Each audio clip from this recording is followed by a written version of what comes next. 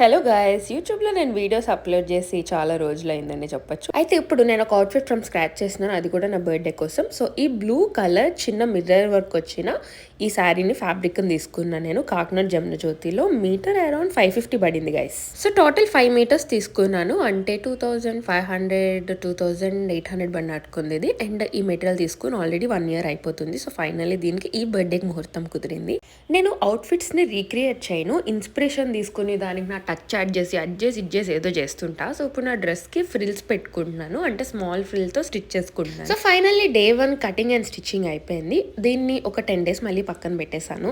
So 10 days తర్వాత ఒక స్ట్రగ్ design చేద్దామని చెప్పేసి మళ్ళీ షాపింగ్కి స్టార్ట్ అయ్యాను. సో ఇనిషియల్గా ఓవర్ లేయర్ అనేది వేరేలాగా అనుకున్నాను, కానీ బట్ అక్కడ నాకు వెళ్ళాక ఒక దుప్పటా దొరికింది. సో ఇది ఆ దుప్పటా. దీన్ని అనుకున్న స్ట్రగ్ కింద నాకు డిజైన్ చేయాలంటుంటే చాలా టఫ్ అవుతుంది అండ్ వర్కౌట్ అవుద్దలేదనే భయం వేసింది.